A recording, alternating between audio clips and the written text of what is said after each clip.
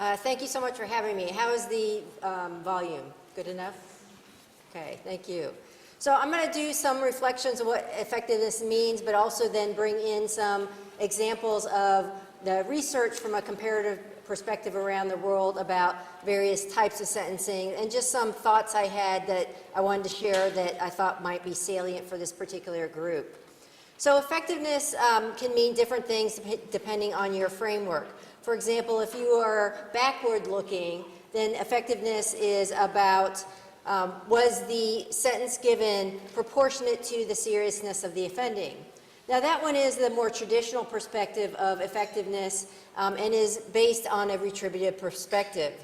In more modern penal thinking, we are more forward-looking in terms of wanting to understand what effectiveness means. So this is often about looking at what's the outcome from the sentences that were given. For example, the very frequent perspective is to look at reoffending rates. So was the sentence, for example, associated with an increase or decrease in reoffending? Or if we want to look at it slightly differently, is the sentence relative to this person's rehabilitation, to their desistance? Another perspective as well is cost effectiveness. So to that extent is even if, for example, a particular sentence is effective in terms of reducing reoffending, perhaps the cost of it is not justified. For instance, if what is being deterred is really low-level offending, meaning less serious offending, and it's really costly to the public coffers, then maybe it's not effective. Maybe that's not the type of sentence that the system can really afford to do. So mostly I'm going to then be discussing the outcome-based perspective of effectiveness. So what is the science, what does the research tell us about that? Well, the strongest evidence and most consistent evidence around the world is about short custodial sentences, which is basically that they're not effective. So for short custodial sentences, the pretty consistent research indicates is that there's actually higher reoffending rates for short custodial sentences as compared to relatively comparable community sentences or even suspended custodial sentences.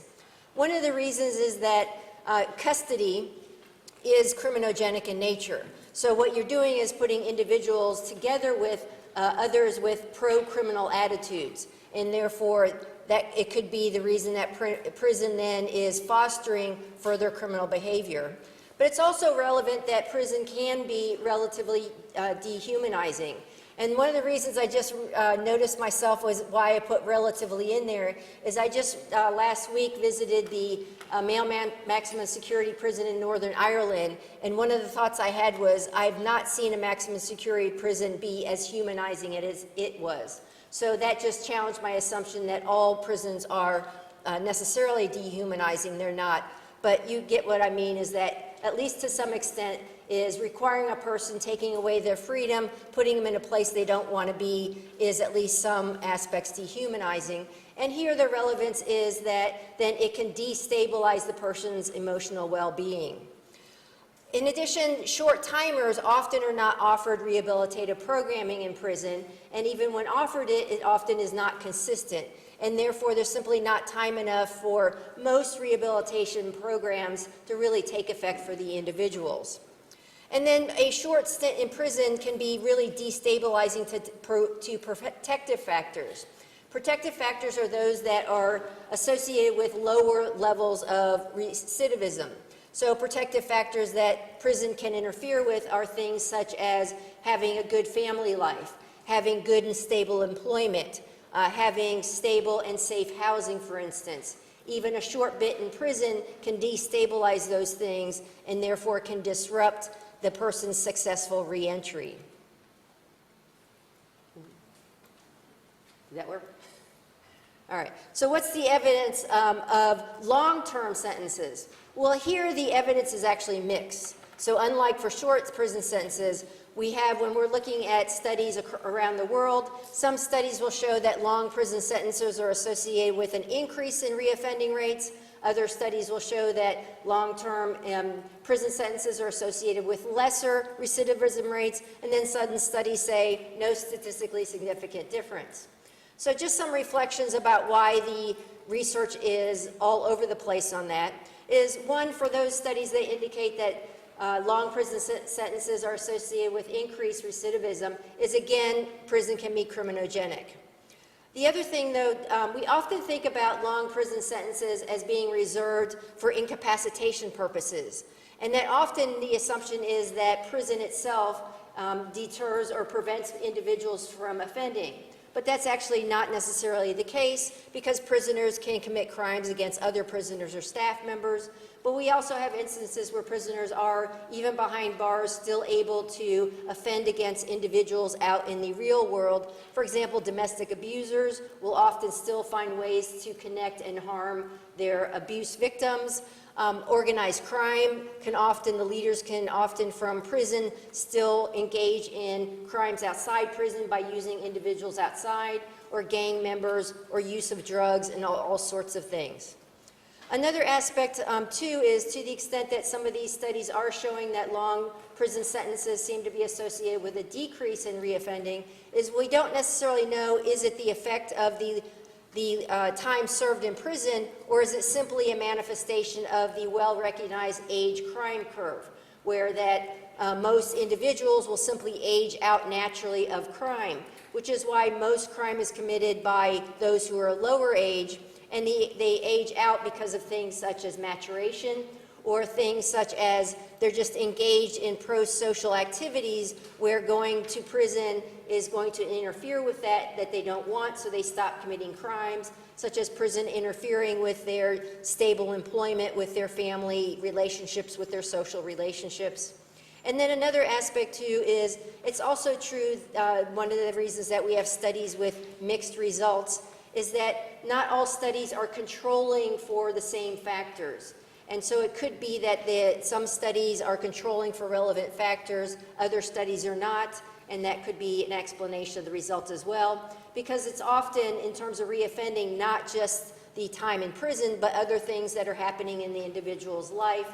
So prison is only as a part of their life in terms of their progress. There can be other things as well that occur in prison or out of prison that may or may not have anything to do with the length of time that they had spent in prison.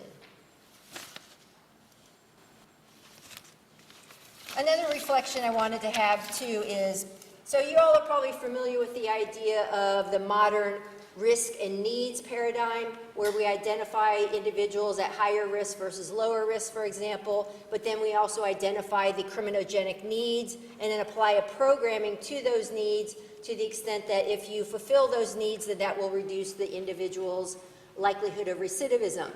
So to that extent, then, we are into the idea of offering programs, offering strict conditions, with the idea of we're trying to facilitate the rehabilitation of the individuals.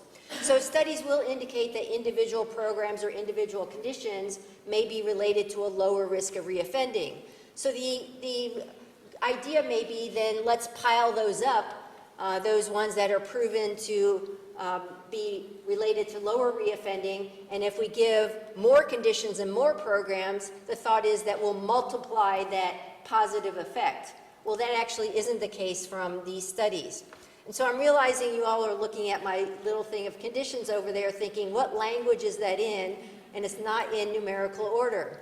Well, that was because I asked ChatGPT to give me an image of conditions in probation, and this is what it gives me, because so far, AI, when you're asking it to do an image, doesn't spell well.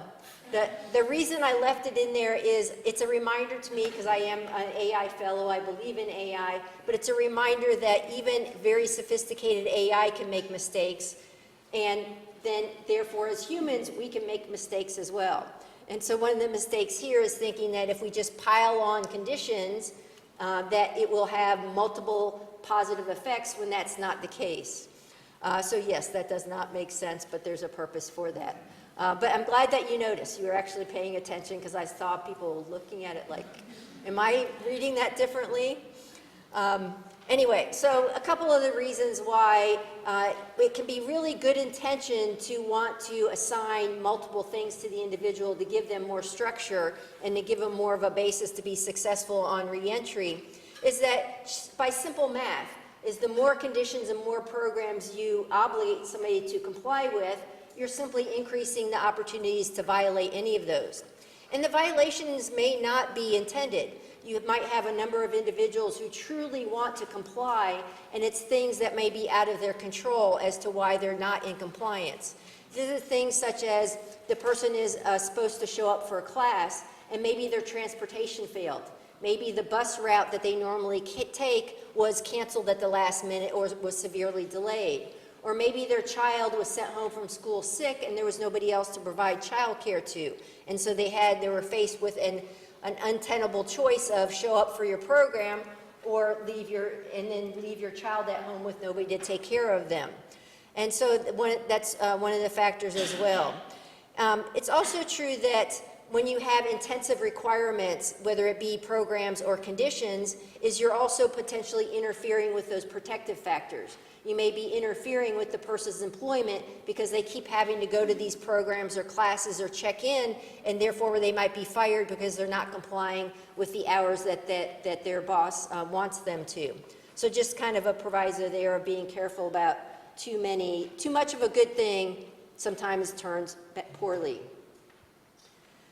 My next aspect, so I mentioned the idea of risk and then needs and then responding to those criminogenic needs with programs and conditions, but we often are not thinking about the third leg of that stool, and the third leg is responsivity. Responsivity means, yes, you are connecting programs and conditions with the person's needs, but responsivity looks at the individual about, for example, whether they will be compliant with that condition. For example, you look at their personal learning style. Is the program designed to meet their personal learning style? For example, some individuals just are not book learners. So if you assign them a program that's about reading things in a book, they're probably not going to absorb much of that. Instead, for example, if you assign them a program that allows them hands-on to do something, for example, to learn a hands-on occupation skill, maybe that's the program that is more responsive to them. Or it also is about their internal motivation.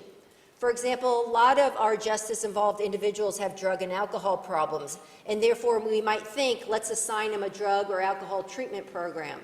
But what that might be missing is that the person simply is not going to be motivated to comply with that program.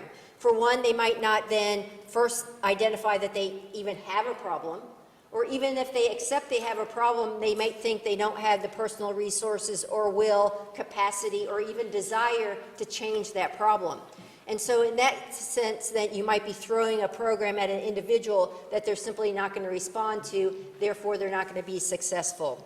So that's one of the things I wanted to bring up too, is looking at, before assigning programs, which can affect the recidivism rates or affect the outcomes in terms of success, is that person going to be responsive? Are they open to change?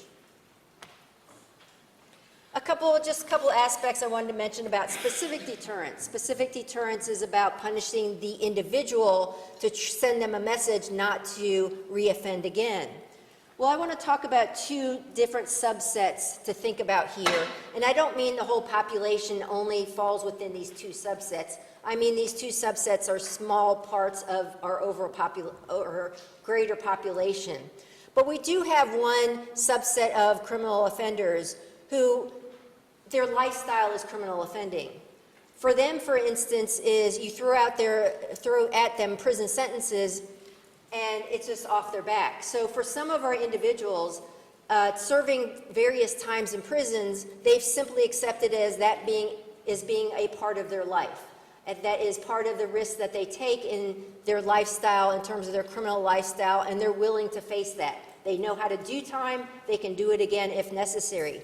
So to that extent, a prison sentence is not overly deterring to them.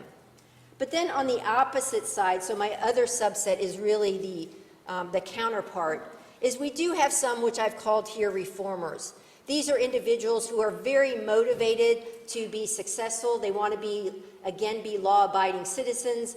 They were the ones that really will take the message. So even a short but harsh sentence will be enough for them to deter because they're motivated, and often it's because they have sufficient protective factors in their life as well that is motivating them too. So partly my point here is not to look at all individuals in the system the same, at least in terms of specific deterrence. You might have very different individuals in front of the sentencer, and these are just some examples. And final slide then here is some just reflections on some new and emerging ideas within the research to consider. One is the influence of trauma. One of the things in more recent years we're coming to more understand is that trauma is impacting a significant portion of our justice-involved population. More saliently for women and young people, their very complex trauma backgrounds can be quite relevant to their criminal offending, but also can be quite relevant to their responsiveness to programming as well. So that if we throw programs at them that don't also then deal with the trauma that they are still probably dealing with, is you might not be then appropriately tackling the reduction in reoffending. But if you do then incorporate trauma, then you can improve those particular outcomes. My next aspect here is also a realization is we seem to assume that prison sentence is the most severe sentence you can give, at least in a system that doesn't have the death penalty. But for some of our justice-involved individuals, prison actually is not the most severe penalty. For some of them, particularly those who have a criminal lifestyle, some of them will say that a community sentence that is long and has many, many conditions, they find that more severe than serving a short time in prison. So again, thinking about it's not a one-size-fits-all for our population. This was mentioned earlier in the remarks very aptly, which is that a high incarceration rate is not necessarily related to a safer population for some of the reasons that were mentioned, but to some of the research is now emerging that countries with extremely high incarceration rates are not necessarily safer, or vice versa. And then finally, what is emerging, though, is rehabilitation programming is important, but what's also important is that it be consistently offered, both within prison, but also outside of prison. But the consistency is something that we often are missing. Sometimes we're throwing programs or conditions ad hoc, and they last only a small time, and then we ignore the individual. Whereas what is emerging is consistency, offering them support for a while, and even aftercare even if they successfully complete the programs. And I hope they did that in a timely manner, and I will hand over to my esteemed colleagues. Thank you.